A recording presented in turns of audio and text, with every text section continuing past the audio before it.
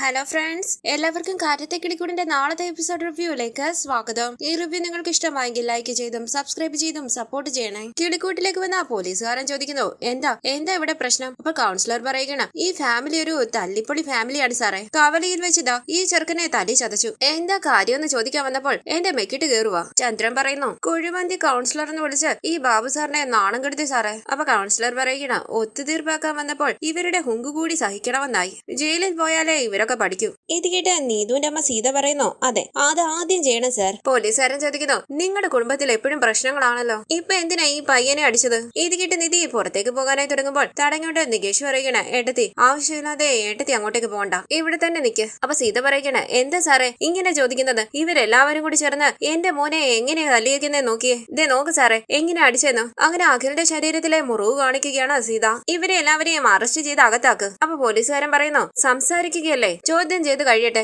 ഈ സമയം വർക്ക്ഷോപ്പിലേക്ക് വന്ന നീതു ചോദിക്കുന്നു, ഹരീഷ് ഇവിടെ ഇല്ലേ ബ്രോ? അപ്പൊ ചന്തു പറയുകയാണ്, വലിയ പ്രശ്നമായി, നീ ഒന്നും അറിഞ്ഞില്ലേ? അപ്പൊ നീതു പറയുകയാണ്, ഞാൻ ഹരീഷിന്റെ ഫോണിലേക്ക് വിളിച്ചു, ഹരീഷ് ഫോൺ എടുത്തില്ല. നിന്റെ കയ്യിൽ ഫോണില്ലെന്ന് പറഞ്ഞിട്ട് പിന്നെ എങ്ങനെ ഫോൺ ചെയ്തത്? ചന്തു ചോദിക്കുമ്പോൾ നീതു പറയുകയാണ്, വീട്ടിൽ എല്ലാവരും ഹോസ്പിറ്റലിലേക്കോ പോലീസ് സ്റ്റേഷനിലേക്കോ പോയി, അമ്മ ഫോൺ വീട്ടിൽ വെച്ചിട്ട് പോയി, ആദ്യം ഞാൻ വിളിച്ചത്. ഹരീഷ് ഫോൺ എടുത്തില്ല. ബസ് സ്റ്റോപ്പിൽ എന്തോ പ്രശ്നം നടന്നതായി പറഞ്ഞ് വീട്ടില് വലിയ വഴക്കായി. അവിടെ എന്താ നടന്നത് ബ്രോ? ഹരീഷിന്റെ ചേട്ടന്മാരും കൂടി എന്തിനാ അഖിലേട്ടനെ തല്ലിയത്? ചന്തു ചോദിക്കുന്നു, ശരിക്കും നീ കാര്യം അറിഞ്ഞിട്ടാണോ വന്നത്, അതോ അറിയാത്തത് കൊണ്ടാണോ ഇങ്ങനെയൊക്കെ ചോദിക്കുന്നത്? അപ്പൊ നീതു പറയണ, ഞാൻ അറിഞ്ഞില്ല ബ്രോ, എന്റെ ചേട്ടൻ അടി വാങ്ങി നടക്കാൻ കൂടി വയ്യാതെ വീട്ടിലേക്ക് വന്നത്. ചോദിച്ചപ്പോൾ ഹരീഷ് അടിച്ചെന്നാ പറഞ്ഞത്. ഉടനെ എന്റെ അച്ഛനും അമ്മയും കൂടി നല്ല ദേഷ്യത്തിൽ കൗൺസിലറിനെയും പോലീസിനെയും ഒക്കെ വിളിച്ചു. എനിക്ക് എന്ത് ചെയ്യണമെന്ന് അറിയില്ല. അവൻ എന്തിനാ എന്റെ ചേട്ടനെ തല്ലി? അപ്പൊ ചന്തു പറയുകയാണ്, ഹരീഷിന്റെ ചേട്ടത്തിയെ ബസ് സ്റ്റോപ്പിൽ വെച്ച് പരിഹസിച്ചു, അഖിലും ഫ്രണ്ട്സും കൂടി. നാട്ടുകാരുടെ മുന്നിൽ വെച്ച് 5 ആണുങ്ങൾ മാത്രം താമസിക്കുന്ന വീട്ടിൽ നീ എങ്ങനെ മാനേജ് ചെയ്യുന്നു എന്നൊക്കെ ചോദിച്ചു. അതറിഞ്ഞാൽ അവർക്ക് ദേഷ്യം വരില്ലേ? അതാ തല്ലി ചതച്ചത്. ചെയ്തതെല്ലാം തെറ്റ്, എന്നിട്ടിപ്പം പോലീസ് സ്റ്റേഷനിലേക്ക് പോകുന്നോ? ന്യായമായിട്ട് പോലീസ് സ്റ്റേഷനിലേക്ക് പോകേണ്ടത് സുധീഷ് ചേട്ടന്റെ ഭാര്യ തന്നെയാ. അവര് പോയിരുന്നെങ്കിൽ നിന്റെ ചേട്ടനൊപ്പം ജയിലിൽ കിടന്നേനെ. പാവം, നിന്റെ ചേട്ടൻ അങ്ങനെയൊക്കെ പറഞ്ഞപ്പോൾ അവർക്ക് എന്ത് അപമാനം തോന്നി കാണും. ഇത് കേട്ട് നീതു പറയുകയാണ്, ഇവൻ എന്താ ഇങ്ങനെ പെരുമാറുന്നതെന്ന് എനിക്ക് മനസ്സിലാകുന്നില്ല. ഇതിലും ഭേദം ഇവൻ അവിടെ കഴിഞ്ഞുകൂടായിരുന്നോ? എന്തിനാ ഇവിടെ വന്ന് എന്റെ ജീവൻ എടുക്കുന്നേ? ഒന്ന് ഹരീഷിനെ വിളിക്കോ, അവിടെ എന്താ നടക്കുന്നതെന്നൊന്ന് ചോദിക്കോ. അപ്പൊ ചന്തു പറയുകയാണ്, ഇപ്പൊ ഒന്നും വിളിക്കാനേ പറ്റില്ല, വിളിച്ചു കഴിഞ്ഞാൽ പിന്നെ ഭയങ്കര ദേഷ്യമായിരിക്കും. അത്രയ്ക്ക് ടെൻഷനില്ല ആശാൻ, ഞാൻ നിന്നെ പോലെ അല്ലല്ലോ സാഹചര്യം മനസ്സിലാക്കാതെ ഫോൺ വിളിക്കാൻ. ഇത് കേട്ട് നീതു പറയണ, നിങ്ങൾക്ക് വിളിക്കാൻ വയ്യെങ്കിൽ വിളിക്കാൻ വയ്യെന്ന് പറഞ്ഞാ പോരെ, ഞാൻ പോയി കണ്ടോളാന്ന് പറഞ്ഞ് നീതു അവിടെ ഒന്ന് പോവുകയാണ്. തുടർന്ന് സുധീഷ് പറയുന്നു, സർ ഞങ്ങളുടെ ഭാഗത്ത് ഒരു തെറ്റുമില്ല സർ, ഞങ്ങളുടെ വീട്ടിലെ പെൺകുട്ടിയെ അവൻ പരിഹസിച്ചു, അനാവശ്യം പറഞ്ഞു, അതിനാ ഞങ്ങൾ എല്ലാവരും കൂടി ചേർന്ന് അവനെ തല്ലിയത്. അപ്പൊ സീത പറയണ, സർ അങ്ങനെയൊന്നും ഇല്ല സർ, ദേ ഈ നിൽക്കുന്ന മെക്കാനിക് ഇല്ലേ, ഇവൻ എന്റെ മോളുടെ പിന്നാലെ നടന്ന ശല്യം ചെയ്യുകയായിരുന്നു. ഇത് കേട്ട് ഹരീഷ് ഞെട്ടി നിൽക്കുമ്പോൾ സീത പറയുകയാണ്, എന്തിനാണ് എന്റെ അനിയത്തിയുടെ പിന്നാലെ നടന്ന ശല്യം ചെയ്യുന്നതെന്ന് ചോദിക്കാൻ പോയതാ എന്റെ മോൻ, അതിനാ ഇവര് കുടുംബമായി ചേർന്ന് എന്റെ മോനെ തല്ലി ചതച്ചത്. ഇത് കേട്ട് നിധി പറയണ, എടാ നികേഷ്, അവര് നടക്കാത്ത കാര്യങ്ങളൊക്കെയാ പറയുന്നത്, ഞാൻ പോയി സത്യം പറയാം. അപ്പൊ നികേഷ് പറയണ, ഏട്ടത്തി ഇവിടെ നിൽക്ക്, അവര് നോക്കിക്കോളൂ. ഗംഗാധരനും ലളിതയും നാട്ടുകാരും എല്ലാം അവിടേക്ക് വരികയാണ്. സീത പറയണ, സാറ് തന്നെ പറ, ഇങ്ങനെ ഒരു റൗഡി എന്റെ മകളുടെ പിന്നാലെ നടന്നാൽ എന്റെ മോന് ദേഷ്യം വരുമോ ദേഷ്യം വരാതിരിക്കോ? അപ്പൊ ഭാസ്കരൻ പറയണ, നടന്ന കാര്യങ്ങളൊന്നും അല്ലല്ലോ നിങ്ങൾ പറയുന്നത്. ഇത് കേട്ട് ഗംഗാധരൻ പറയുന്നു, നിർത്തടാ, നിങ്ങളെ കുറിച്ച് ഞങ്ങൾക്കറിയില്ലേ സാർ, ദേ ഇവനെ എന്റെ കൂടെ പിറപ്പാ, എന്റെ അനുജൻ. ഇത് കേട്ട് ഭാസ്കരൻ പറയണ, അതെ അനുജൻ, ഞാൻ പറഞ്ഞു നീ എന്റെ കൂടെ പിറപ്പാണെന്ന്. വന്നിരിക്കുന്ന ഒരു ചേട്ടൻ. അപ്പൊ ഗംഗാധരൻ പറയണ, നീ വലിയ ത്യാഗിയല്ലേ, നിന്നെ കുറിച്ച് അഭിമാനത്തോടു കൂടി പറയാൻ. നിന്നെ കുറിച്ചും നിന്റെ കുടുംബത്തിനെ കുറിച്ചും ഈ നാടും സാറും അറിയണ്ടേ,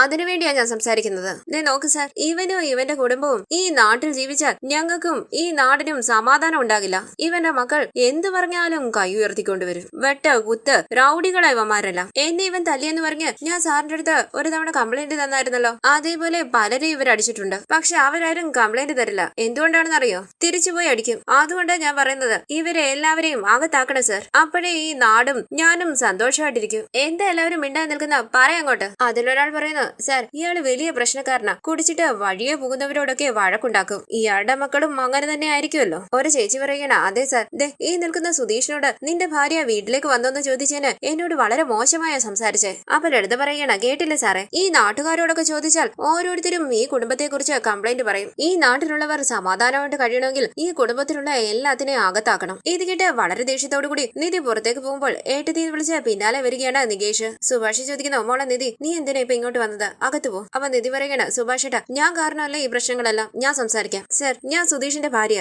എന്താ നടന്നതെന്നാ ഞാൻ പറയാം. ഞാൻ ബസ് സ്റ്റോപ്പിൽ നിന്നപ്പോൾ ഇവനും ഇവന്റെ ഫ്രണ്ട്സും വളരെ മോശമായി എന്നെ കുറിച്ച് പറഞ്ഞ് പരിഹസിച്ചു. അങ്ങനെ നടന്ന കാര്യങ്ങളെല്ലാം നിധി അവരോട് പറയുകയാണ്. അഖിലും ഫ്രണ്ട്സും അഞ്ജലി എന്ന് വിളിച്ച് നിധിയെ കളിയാക്കി പുറത്താക്കിയതും 5 ആണുങ്ങൾ മാത്രമുള്ള വീട്ടിൽ താമസിക്കുന്നു എന്ന് പറഞ്ഞ് നാട്ടുകാരുടെ മുന്നിൽ വെച്ച് അപമാനിച്ചതുമല്ല. ഇത് കേട്ട് ഞെട്ടി അഖിലിനെ നോക്കുകയാണ് സീതയും ചന്ദ്രനും. നിധി പറയുന്നു, പലതവണ ഇവരെന്നെ ശല്യം ചെയ്തിട്ടുണ്ട്. വെറുതെ പ്രശ്നം ആകണ്ടെന്ന് കരുതി ഞാൻ ആരോടും പറഞ്ഞില്ല. പക്ഷെ ഇന്ന് എനിക്ക് ഇവനെ വെറുതെ വിടാൻ തോന്നിയില്ല. എന്റെ വീട്ടിലെ എന്റെ ഹസ്ബൻഡിന്റെ ചേട്ടനും അനിയന്മാരും അമ്മായിയച്ഛനും ഉണ്ട്. അത് വെച്ചാണ് എന്നെ കുറിച്ച് ഇവരെ അനാവശ്യം പറഞ്ഞ് പരിഹസിച്ചത്. എങ്ങനെ സാർ ഇതെല്ലാം കണ്ടുകൊണ്ട് നിൽക്കാൻ പറ്റും? അതാ വീട്ടിൽ വന്ന് പറഞ്ഞത്. ഇവരെല്ലാവരും എനിക്ക് വേണ്ടി ഇവനെ തല്ലി, തിരിച്ച് അവനും തല്ലി. ഒരു പെണ്ണിനോട് ഇങ്ങനെയൊക്കെ സംസാരിച്ചാൽ വീട്ടിലുള്ളവർക്ക് ദേഷ്യം വരുമോ വരത്തില്ലയോ? ഇത് കേട്ടുകൊണ്ട് അവിടേക്ക് വന്ന നീതു ഉറക്കെ പറയുന്നു, ഉറപ്പായിട്ടും വരും. എല്ലാവരും ഞെട്ടി നീതുവിനെ നോക്കുകയാണ്. ഭാസ്കരൻ പറയുന്നു, അങ്ങനെ വരട്ടെ. സീത ചോദിക്കുന്നു, നീ എന്തിനാടി ഇങ്ങോട്ട് വന്നേ? വീട്ടിൽ പോടി. നീതു ചോദിക്കുന്നു, എന്താ അമ്മ ഇവിടെ നടക്കുന്നത്? എന്തിനാ പോലീസിനെ കൂട്ടി ഇങ്ങോട്ട് വന്നേ? അപ്പൊ സീത പറയുകയാണ്, എന്തിന് പോലീസിനെ കൂട്ടി വന്നെന്നോ? അത് ഞാൻ നിന്നോട് ചോദിക്കേണ്ട ചോദ്യോ? മര്യാദയ്ക്ക് വീട്ടിൽ പോകുന്ന നിനക്ക് നല്ലത്.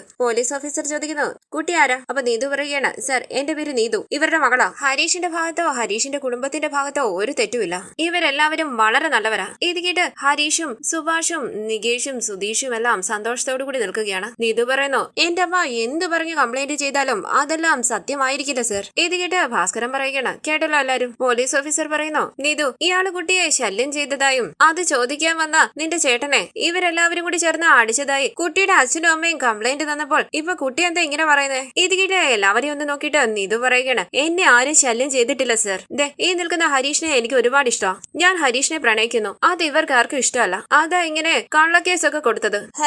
ഹരീഷിന്റെ വീട്ടിലുള്ളവരും എല്ലാം നല്ലവരാണ്. അവരുടെ ഭാഗത്ത് ഒരു തെറ്റുമില്ല സർ. ഇത് കേട്ട് ലളിത പറയുകയാണ്, സർ ഈ പെണ്ണ് പറയുന്നൊന്നും വിശ്വസിക്കരുത്. ഇവള് പുതിയ നാടകം എന്തോ കളിക്കുക. ഈ പെൺകുട്ടിയെ ഭീഷണിപ്പെടുത്തി പറയിപ്പിക്കുന്നതാണെന്നാ തോന്നുന്നത്. ഇത് കേട്ട് നിധി പറയുകയാണ്, ഒന്ന് മിണ്ടാ നിൽക്കോ സർ. ഇവരും ഈ നാട്ടുകാരും പറയുന്നതെല്ലാം പച്ചക്കള്ളമാണ്. എന്നെ അവൻ ആവശ്യമില്ലാതെ പരിഹസിച്ചു. അത് ഞാൻ വീട്ടിൽ പറഞ്ഞു. എന്റെ വീട്ടിലുള്ളവർ അവനെ ചോദ്യം ചെയ്തു. അത്രേ നടന്നുള്ളൂ. ഇത് കേട്ട് പോലീസ് ഓഫീസർ പറയുകയാണ്, ഈ നാട്ടുകാരെല്ലാവരും ഈ കുടുംബത്തിനെതിരാണല്ലോ. അവര് പറയുന്നത് കേൾക്കാതെ ഞാൻ എങ്ങനെ ആ കുട്ടി മാത്രം പറയുന്നത് കേൾക്കുന്നതോ? ഇത് കേട്ട് നിധി പറയുകയാണ്, സർ ഈ പ്രശ്നം ഞങ്ങളുടേത് മാത്രമാണ്, അല്ലാതെ നാട്ടുകാരുടെ അല്ല. ഞാൻ പറഞ്ഞതാണ് സത്യം. അപ്പൊ നീതു പറയണ, സർ എന്നെ ആരും വിരട്ടിയല്ല ഇത് പറയിപ്പിച്ചത്. എന്നെ വിരട്ടിയവർ എന്റെ അമ്മയും എന്റെ ചേട്ടനുമോ.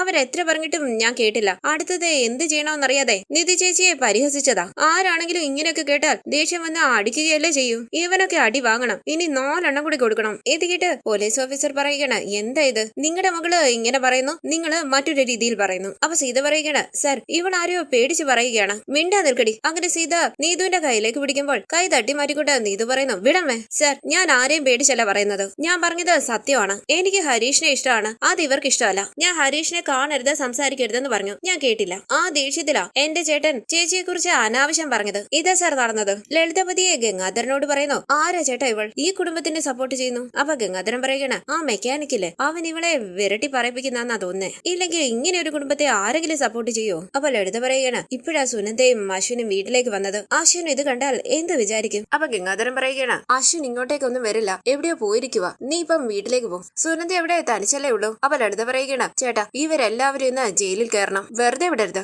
അപ്പൊ ഗംഗാധരൻ പറയുകയാണ്, ആ പയ്യനെ തല്ലിയിരിക്കുന്ന കണ്ടില്ലേ? അവന്റെ അമ്മ കംപ്ലൈന്റ് കൊടുത്തിട്ടുണ്ട്. ആരെന്ത് പറഞ്ഞാലും ഇന്ന് ഇവര് ജയിലിൽ കയറും. നീ സുനന്ദയുടെ അരികിലേക്ക് ചെല്ല്. ശരിയെന്ന് പറഞ്ഞ ലളിത അവിടെ വന്ന് പോവുകയാണ്. സീത ദേഷ്യത്തോടു കൂടി നീതുവിനോട് ചോദിക്കുന്നു, വിവരമല്ലേടി നിനക്ക്? എവിടെ എന്ത് സംസാരിക്കണമെന്ന് അറിയില്ല നിനക്ക്? ഇത് കേട്ട് നീതു പറയുകയാണ്, അമ്മയൊന്നും മിണ്ടാ നിൽക്ക്. ഞാൻ ശരിയായി തന്നെ സംസാരിച്ചത്. നിങ്ങൾക്ക് വിവരം ഇല്ലാത്തത് ആരോട് ചോദിച്ചിട്ടാ പോലീസിൽ കംപ്ലൈന്റ് കൊടുത്തേ? ഇത് കേട്ട് സീത ചോദിക്കണം, ആരോട് ചോദിക്കണോടി? നിന്റെ ചേട്ടനെ തല്ലിയിരിക്കുന്ന കണ്ടില്ലേ? തുടർന്ന് വീട്ടിലേക്ക് വന്ന ലളിത പറയുകയാണ്, വേണം ഇവർക്കെല്ലാം ഇങ്ങനെ തന്നെ വേണം. എന്നെ കൊണ്ട് കാല് പിടിപ്പിച്ചതല്ലേ. ജീവിതകാലം അത്രയും ഇവനൊക്കെ ജയിലിൽ കിടക്കട്ടെ. അവിടേക്ക് വന്ന സുനന്ദ ചോദിക്കുന്നു, എന്താ ഇങ്ങനെ തടിച്ചിരുന്ന് സംസാരിക്കുന്നത്? അപ്പൊ ലളിത പറയുകയാണ്, നീ എപ്പോഴും സുഭാഷ് ഏട്ടന്റെ കുടുംബത്തെ കുറിച്ച് പറയല്ലോ. അവരെല്ലാവരും ഇന്ന് ജയിലിൽ പോകൂടി. ഏത് കേട്ട് ഞെട്ടി സുനന്ദ ചോദിക്കുന്നു, അമ്മ എന്തായി പറയുന്നേ? അപ്പൊ ലളിത പറയുകയാണ്, ആ സുഭാഷിനേക്കാളും കൂടിയവന്മാരാ അവന്റെ അനിയന്മാർ. രണ്ടാമത്തെ അനുജൻ ഒരു പെണ്ണിനെ എവിടുന്നോ കൊണ്ടുവന്നു. മൂന്നാമത്തെ അനുജൻ ഒരു പെണ്ണിനെ ചതിക്കാൻ ശ്രമിച്ചു. എതിർത്ത ആ പെണ്ണിന്റെ ചേട്ടനെ 4 തടിമാടന്മാരും കൂടെ തല്ലി ചതച്ചു. അവന്റെ അച്ഛനും അമ്മയും അവരെ വെറുതെ ഇടുവോ? സുഭാഷിന്റെ കുടുംബത്തിന്റെ പേരിൽ കംപ്ലൈന്റ് കൊടുത്തു. പോലീസ് വന്ന ചോദ്യം ചെയ്യുക.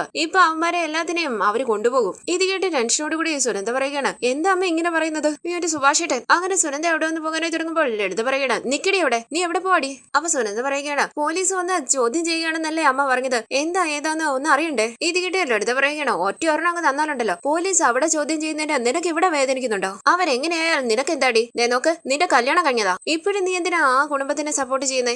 മര്യാദയ്ക്ക് വീട്ടിലിരിക്കും. അശ്വിൻ വരാൻ സമയമായി. ഇത് കേട്ട് സുനന്ദ പറയുകയാണ്, അശ്വിൻ വരാൻ ഇനി സമയമുണ്ട്. അശ്വിൻ കണ്ടാലും എനിക്കൊരു കുഴപ്പമില്ല, എന്നെ മനസ്സിലാക്കും. അങ്ങനെ സുനന്ദ അവിടെ നിന്ന് പോകാനായി തുടങ്ങുമ്പോൾ കയ്യിൽ കയറി പിടിച്ചു തുടങ്ങിയ ലളിത പറയുന്നു നിക്കടി അവിടെ. സുനന്ദ പറയണ എന്റെ കൈ വിടുന്നുണ്ടോ? അമ്മ എന്റെ കൈ വിടാനാ പറഞ്ഞത്. നീ ഇപ്പൊ അങ്ങോട്ടേക്ക് പോകണ്ടെന്ന് ലളിത പറയുമ്പോൾ വീടമ്മ എന്ന് പറഞ്ഞ കൈ തട്ടി മാറ്റി ദേഷ്യത്തോടു കൂടി അവിടെ നിന്ന് പോവുകയാണ് സുനന്ദ.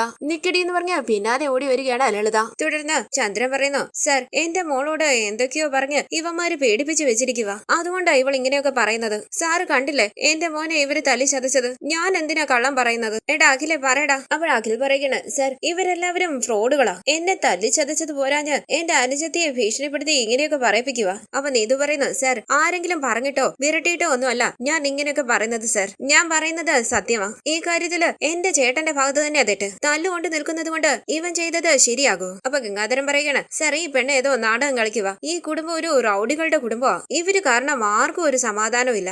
ഇവരെ പിടിച്ച് ജയിലിലിട്ടാലേ ഈ നാട്ടിലുള്ളവർ സമാധാനമായിട്ട് കഴിയും. നിങ്ങളാരും എന്താ ഒന്നും മിണ്ടാൻ നിൽക്കുന്നത്? അപ്പോൾ നാട്ടുകാർ പറയുകയാണ് അതെ സർ ഇവരെ എല്ലാവരെയും അകത്താക്കണം സർ. ഇത് കേട്ട് ഭാസ്കരൻ പറയുകയാണ് നന്നായി പഠിപ്പിച്ചു കൂട്ടിക്കൊണ്ടുവന്നതുപോലെ ഉണ്ടല്ലോ. അപ്പൊ ഗംഗാധരൻ പറയുകയാണ് സാർ കണ്ടില്ലേ നാട്ടുകാരൊക്കെ പറയുന്നത് ഈ വീട്ടില് ഇതുവരെയും ഒരു പെണ്ണും അധികകാലം ജീവിച്ചിട്ടില്ല. അത്രയ്ക്ക് മോശപ്പെട്ട കുടുംബമാണ്. ഈ രണ്ട് പെണ്ണുങ്ങൾ പറയുന്നത് വിശ്വസിക്കരുത് സർ. ഈ സമയം ഉറക്ക സുഭാഷേട്ടാന്ന് വിളിച്ച് അവിടേക്ക് വരികയാണ് സുനന്ദ. എടി സുനന്ദയെ നിക്കടി എന്ന് പറഞ്ഞ് ലളിതയും പിന്നാലെ ഓടി വരുന്നു. സുഭാഷും മറ്റെല്ലാവരും ഞെട്ടി സുനന്ദയെ നോക്കുകയാണ്. ഇവൾ എന്തിനാ ഇങ്ങോട്ട് വന്നതെന്ന് ഗംഗാധരൻ ചോദിക്കുമ്പോൾ ലളിത പറയുകയാണ് ഇവിടുത്തെ കാര്യം കേട്ട ഉടനെ അവൾ ഇറങ്ങി പോന്നതാ. പോലീസ് ഓഫീസറുടെ അരികിലേക്ക് വന്ന സുനന്ദ പറയുന്നു സർ എന്റെ പേര് സുനന്ദ. ഇതെന്റെ അമ്മാവന്റെ വീടാ. ഭാസ്കരൻ മാമന്റെ സ്വന്തം സഹോദരിയുടെ മകളാണ് ഞാൻ. അപ്പൊ ഗംഗാധരൻ പറയുകയാണ് സുനന്ദ നീ വീട്ടിലേക്ക് പോകും. ദേഷ്യത്തോടുകൂടി അവരെ ഒന്ന് നോക്കിയിട്ട് സുനന്ദ പറയുകയാണ് ഇവരെല്ലാവരും ഈ വീടിനെ കുറിച്ച് പറയുന്നത് തെറ്റാണ് സർ. എന്റെ അമ്മയ്ക്കും വലിയച്ഛനും ഒന്നും ഇവരെ ഇഷ്ടമല്ല. അതുകൊണ്ട് ഇവരെ കുറിച്ച് അനാവശ്യം പറയുന്നത്. ഇവര് പറയുന്നതൊന്നും സത്യമല്ല സർ. ഞാൻ ചെറുപ്രായം മുതലേ ഈ വീട്ടിൽ ഇടയ്ക്കിടയ്ക്ക് വരാറുണ്ട്.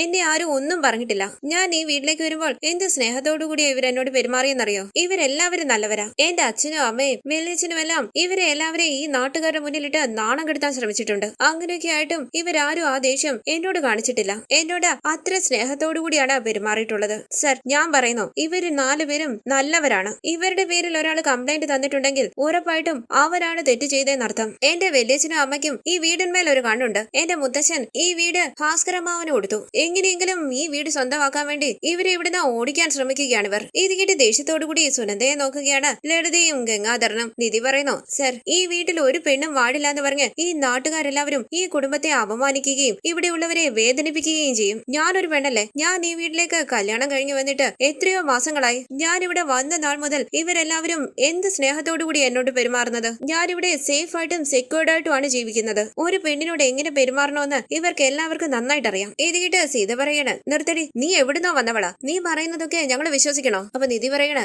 ഞാൻ എവിടുന്നോ അല്ല വന്നത്. തക്കലയിലെ വലിയ ബിസിനസ്സുകാരനായ രാജീവ് ശങ്കറിന്റെ മകളാണ് ഞാൻ. എന്റെ ഫാമിലിക്ക് ആ നാട്ടിലൊരു പേരുണ്ട്. അങ്ങനെ ഒരു വീട്ടിൽ നിന്നാ ഞാൻ ഇവിടെ വന്ന് താമസിക്കുന്നത് സർ. എന്റെ വീട്ടിലുള്ളവരുടെ ഭാഗത്ത് ഒരു തെറ്റുമില്ല. ഇവർ ആവശ്യമില്ലാതെ എന്നെ കുറിച്ച് അനാവശ്യം പറയുകയായിരുന്നു. എന്റെ ഹസ്ബൻഡും ചേട്ടനും അനിയന്മാരും അവനെ ചോദ്യം ചെയ്ത് തല്ലി. അത്രേ ഉള്ളൂ സർ. അപ്പൊ നിധു പറയുകയാണ് സർ എന്റെ ചേട്ടന് ഞാൻ ഹരീഷിനെ പ്രണയിക്കുന്നത് ഒട്ടും ഇഷ്ടമല്ല. എന്നോട് ഹരീഷിനെ കാണരുത് സംസാരിക്കരുത് ഈ ബന്ധത്തിൽ നിന്നും പിന്മാറണമെന്നൊക്കെ പറഞ്ഞു. ഞാൻ അത് കേട്ടില്ല. ആ ദേഷ്യത്തില് ചേച്ചിയുടെ അടുത്ത് പോയി അനാവശ്യം പറഞ്ഞ് ശല്യം ചെയ്ത് അടി വാങ്ങിയതാ. എന്റെ ചേട്ടന്റെ ഭാഗത്ത് തന്നെ തെറ്റ്. അപ്പൊ സുനന്ദ പറയുന്നു സർ ദയവ് ചെയ്ത് എന്നെ വിശ്വസിക്ക്. ചുമ്മാതെ നാട്ടിലൂടെ പോകുന്നവരും വരുന്നവരും പറയുന്നത് കേട്ട് ഇവരുടെ മേൽ ആക്ഷൻ എടുക്കരുത്. ഇവർ എല്ലാവരും വളരെ നല്ലവരാണ്. തുടർന്ന് പോലീസ് ഓഫീസറും കൗൺസിലറും അവിടേക്കിരുന്ന് സംസാരിക്കുകയാണ്. പോലീസ് ഓഫീസർ ചോദിക്കുന്നു എന്താ ഇതൊക്കെ? നിങ്ങളും നാട്ടുകാരും എന്തൊക്കെയോ പറയുന്നു. പക്ഷെ ഈ 3 പെൺകുട്ടികളും അങ്ങനെയല്ലാന്ന് ഉറപ്പിച്ചു പറയുകയാണ്. അപ്പൊ സീത പറയാണ് സർ ഇവരൊക്കെ എന്ത് പറഞ്ഞാൽ എന്താ? എന്റെ മോനെ നോക്ക് എങ്ങനെ ഇവന്മാരൊക്കെ തല്ലി ചതച്ചെന്ന് കാണാലോ സർ. ഇവരുടെ 4 പേരുടെയും പേരിൽ ഞാൻ കംപ്ലൈന്റ് തന്നിരിക്കുക.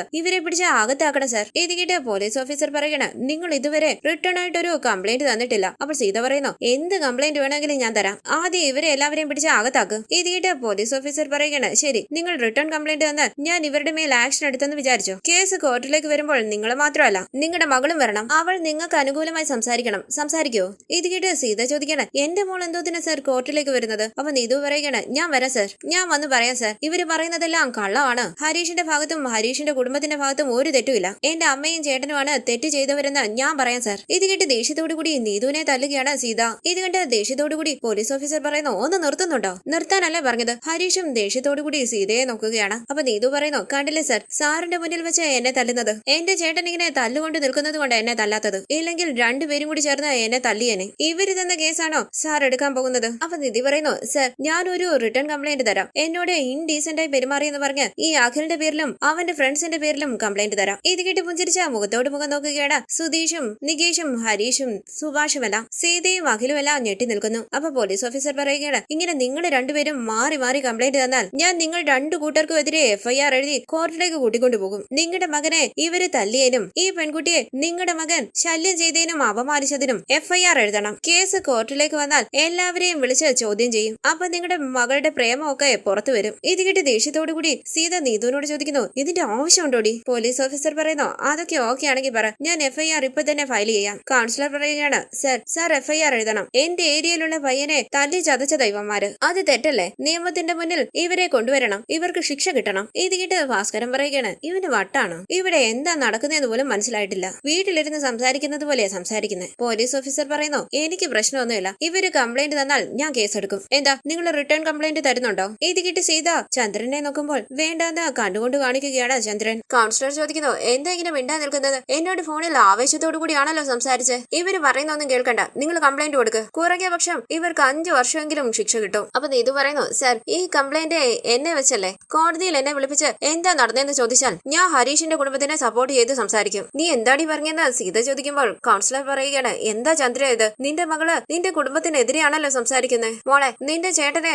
ഇവരെല്ലാവരും കൂടി ചേർന്ന് തല്ലി ചതച്ചു. നീ അവന്റെ അനിയത്തിയല്ലേ? നിനക്ക് നിന്റെ ചേട്ടനോട് ഒരു സ്നേഹം ഇല്ലേ? അപ്പൊ നീതു പറയുകയാണ്, സ്നേഹോ ഒരു മണ്ണുമില്ല, ഇവനൊക്കെ റൗഡിയാ. ചേച്ചിയോട് ഇങ്ങനെ സംസാരിച്ചതിന് ഇവൻ ജയിലിൽ കിടക്കട്ടെ. അപ്പൊ കൗൺസിലർ പറയുകയാണ്, ദേ നോക്ക് സീതേ, നിന്റെ മകള് പറയുന്നൊന്നും കേൾക്കണ്ട, ഒരു റിട്ടേൺ കംപ്ലൈന്റ് കൊടുക്ക്, ബാക്കിയൊക്കെ ഞാൻ നോക്കിക്കോളാം. അപ്പൊ നിധി പറയുകയാണ്, സർ അപ്പൊ ഞാനും കംപ്ലൈന്റ് തരുവാ. ഇവനെ അടിച്ചതിന് എന്റെ വീട്ടിലുള്ളവർ ജയിലിൽ പോകണമെങ്കിൽ എന്നോട് മോശമായി പെരുമാറിയതിന് അവനും ജയിലിൽ പോട്ടെ. ഇത് കേട്ട് സന്തോഷത്തോടു കൂടി നിധിയെ നോക്കുകയാണ് സുധീഷും മറ്റെല്ലാവരും. ചന്ദ്രൻ പറയുന്നു, സർ ഞങ്ങൾ കംപ്ലൈന്റ് തരുന്നില്ല, ഞങ്ങൾക്ക് കോടതി കയറി ഇറങ്ങാൻ വയ്യ. നിങ്ങൾ എന്താ ഇങ്ങനെ പറയുന്നതെന്ന് കൗൺസിലർ ചോദിക്കുമ്പോൾ ചന്ദ്രൻ പറയുകയാണ്, ശരിയാകില്ല, കംപ്ലൈന്റ് ഒന്നും വേണ്ട. ഇത് കേട്ട് പോലീസ് ഓഫീസർ പറയുകയാണ്, നോക്ക്, ഒരു പെണ്ണിനോട് ഇങ്ങനെയൊക്കെ പെരുമാറുന്നത് വലിയ കേസാണ്. ആ പെൺകുട്ടി റിട്ടേൺ കംപ്ലൈന്റ് തന്നാൽ നീയും നിന്റെ ഫ്രണ്ട്സും കുറഞ്ഞത് 8 വർഷമെങ്കിലും അകത്ത് കിടക്കും. ഇതോടുകൂടി ഇതെല്ലാം അവസാനിപ്പിച്ചോണം, മനസ്സിലായോ? ശരി സാറിന് അഖിൽ പറയുമ്പോൾ സുഭാഷിന്റെ അനിയന്മാരുടെ അരികിലേക്ക് വന്ന പോലീസ് ഓഫീസർ പറയുന്നു, നിങ്ങളോടും കൂടിയാ പറഞ്ഞത്, എന്തെങ്കിലും പ്രശ്നം ഉണ്ടായാൽ ആദ്യം പോലീസ് സ്റ്റേഷനിൽ അറിയിക്കണം. നിങ്ങൾ തന്നെ അടിക്കാനായി പോയാൽ പിന്നെ പോലീസായിട്ട് ഞങ്ങൾ എന്തിനാ ഇവിടെ? നിങ്ങളുടെ മകളുടെ പ്രേമം അത് നിങ്ങളുടെ പേഴ്സണൽ കാര്യമാണ്, അത് നിങ്ങൾ നിങ്ങളുടെ വീട്ടിൽ വെച്ച് തന്നെ സംസാരിച്ച് തീർക്കണം. അതല്ലാതെ ആ പയ്യന്റെ വീട്ടിലെ പെൺകുട്ടിയെ നിങ്ങളുടെ മകൻ അനാവശ്യം പറയുന്നതൊന്നും ശരിയല്ല. നിങ്ങളുടെ മകനെ നിലക്കി നിർത്തിക്കണം, ആവശ്യമില്ലാതെ ഞങ്ങളുടെ സമയം കളയരുത്. ഇത് കേട്ട് സീത വിഷമത്തോടു കൂടി നിൽക്കുമ്പോൾ പോലീസുകാർ അവിടെ നിന്ന് പോവുകയാണ്. സീത ചോദിക്കുന്നത്, എന്താടി ഇങ്ങനെ ചെയ്തേ? ഒന്ന് പോ അമ്മേന്ന് നിധു പറയുമ്പോൾ സന്തോഷത്തോടു കൂടി നിധിയെ നോക്കുന്ന സുധീഷിന് തോന്നുകയാണ് നിധി ഒരു മാലാഖയാണെന്ന്. നിധിയും പുഞ്ചിരിച്ച് സുധീഷിനെ നോക്കുന്നു. സുഭാഷിന് സുനന്ദയും ഹരീഷിന് നീതുവും ഒരു മാലാഖയായി തോന്നുന്നു. സുനന്ദ പുഞ്ചിരിച്ച് സുഭാഷിനെ നോക്കുമ്പോൾ സുഭാഷും പുഞ്ചിരിച്ച് സുനന്ദയെ നോക്കുകയാണ്. നീതുവും ഹരീഷും ചിരിച്ചുകൊണ്ട് തലയാട്ടുന്നു. മാടി ഇങ്ങോട്ടെന്ന് പറഞ്ഞ് സീത നീതുവിന്റെ കയ്യിൽ പിടിച്ചു വലിക്കുമ്പോൾ ഹരീഷ് പറയുന്നു, ദേ നോക്ക്, നീതുവിനെ പിടിച്ചു വലിച്ചു കൊണ്ടുപോയി അടിക്കുകയോ വേദനിപ്പിക്കുകയോ ചെയ്താൽ ഞാൻ വെറുതെ ഇരിക്കില്ല, മനസ്സിലായോ? ഇത് കേട്ട് ഹരീഷിനെ ഒന്ന് നോക്കിയിട്ട് മാടാന്ന് പറഞ്ഞ് അഖിലിനെ ചേർത്ത് പിടിച്ച് അവിടെ നിന്ന് കൊണ്ടുപോവുകയാണ് ചന്ദ്രൻ. നീതുവിനെ പിടിച്ചു വലിച്ച് സീതയും കൊണ്ടുപോകുന്നു. കൗൺസിലറും തല കുറിച്ച് അവിടെ നിന്ന് പോവുകയാണ്. നീതു പുഞ്ചിരിച്ച് ഹരീഷിനെ തിരികെ നോക്കുന്നുണ്ട്. സുധീഷ് പറയണ, ഇനി നിധിയെ കുറിച്ച് ആരെങ്കിലും അനാവശ്യം പറഞ്ഞാൽ തല്ലി ചതയ്ക്കും ഞങ്ങൾ. എന്താടി ചിരിച്ചുകൊണ്ട് നിൽക്കുന്നതെന്ന് പറഞ്ഞ് ലളിത സുനന്ദയെ പിടിച്ചു വലിച്ച് അവിടെ നിന്ന് കൊണ്ടുപോവുകയാണ്. പിന്നാലെ ഗംഗാധരനും പോകുന്നു. നികേഷ് ഉറക്കെ പറയുന്നു, സുനന്ദേ താങ്ക്സ്. സുനന്ദ പുഞ്ചിരിച്ച് നികേഷിനെ നോക്കുകയാണ്. സുഭാഷും സുനന്ദയെ തന്നെ നോക്കി നിൽക്കുന്നു. ഈ സീരിയലിന്റെ കൂടുതൽ വീഡിയോസിനായി ചാനൽ സബ്സ്ക്രൈബ് ചെയ്ത് സപ്പോർട്ട് ചെയ്യണേ. താങ്ക്